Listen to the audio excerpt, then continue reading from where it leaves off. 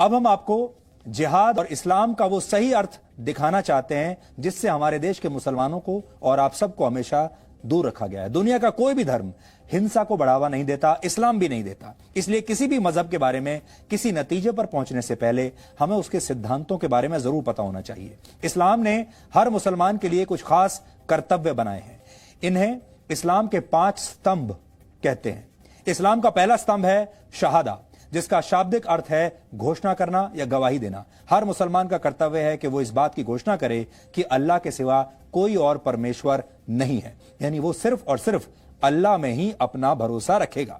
दूसरा स्तंभ है सलात, फारसी में इसी को नमाज भी कहते हैं। इस्लाम कहता है कि हर मुसलमान के लिए दिन में 5 बार नमाज पढ़ना जरूरी है। इस्लाम का तीसरा स्तंभ है ज़कात, आप इसे साल में 1 बार किया जाने वाला दान भी कह सकते हैं। हर मुसलमान के लिए जरूरी है कि वो अपनी आय का, अपनी आमदनी का एक हिस्सा जरूरतमंदों को दान जरूर दे,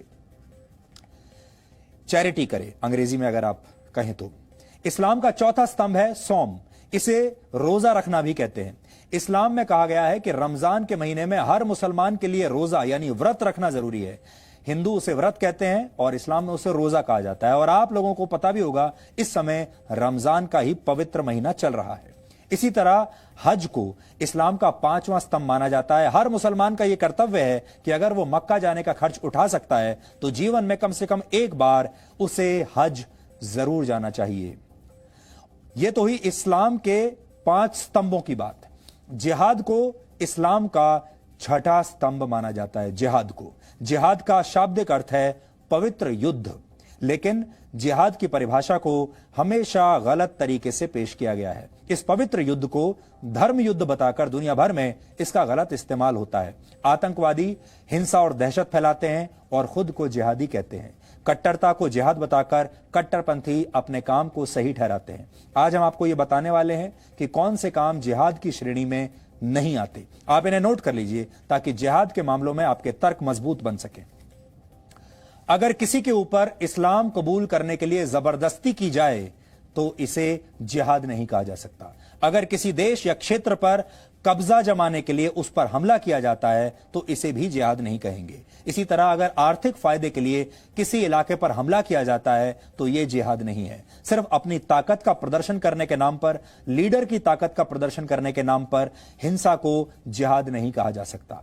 अगर निर्दोष लोगों, बच्चों, महिलाओं की हत्या की जाती है या उनका बलात्कार किया जाता है, इसे भी जिहाद बिल्कुल नहीं कह सकते। और अगर किसी पर हमला करके उसकी संपत्ति का नुकसान किया जाता है, इसे भी जिहाद नहीं कहेंगे। इसी तरह अगर किसी को हराने के लिए जैविक युद्ध का सहारा लिया जाता है तो इसे भी जिहाद नहीं कहा जाना चाहिए। जिहाद ही नहीं, इस्लाम में तो साधारण युद्ध के लिए भी कई सख्त नियम हैं और इन नियमों का पालन न करना गुनाह माना गया है। पहला नियम यह है कि आप युद्ध की पहल खुद नहीं कर सकते। यह युद्ध किसी बादशाह या सुल्तान के निर्देश पर नहीं, बल्कि सिर्फ किसी धार्मिक नेता के कहने पर ही शुरू किया जा सकता है। ये नियम ये भी कहते हैं कि युद्ध में दुश्मन को भी पूरा सम्मान देना चाहिए और दुश्मन सैनिकों के साथ न्याय करना चाहिए। दुश्मन सेना के घायल सैनिकों का इलाज उन्हें अपना सैनिक मानकर करना चाहिए। युद्ध जितनी जल्दी हो सके उसे समाप्त करना चाहिए। अगर दुश्मन शांति की पहल करे तो फौरन युद्ध विराम की घोषणा कर देनी चाहिए। युद्ध के दौरान कुओं या पानी के स्रोतों में जहर डालना बिल्कुल प्रतिबंधित है। आधुनिक युद्ध की भाषा में कहें तो रासायनिक या जैविक हथियारों से हमला करना गुनाह माना गया है। जिहाद की परिभाषा को सदियों से हमेशा गलत तरीके से पेश किया जाता रहा है और इसी का नतीजा है कि हमारे देश में जिहाद पर बात करना आपके जेल जाने की गारंटी बन सकता है। सच दिखाना आपको कोर्ट कचहरी के चक्कर लगवा सकता है। लेकिन हिंदू देवी देवताओं का अपमान करने वालों को बुद्धिजीवी समझा जाता है, उन्हें लिबरल माना जाता है। उन्हें कहा जाता है कि देखिए ये कितने उदारवादी हैं और ये कितने ओपन माइंडेड हैं। उन्हें मानवतावादी कहा जाता है।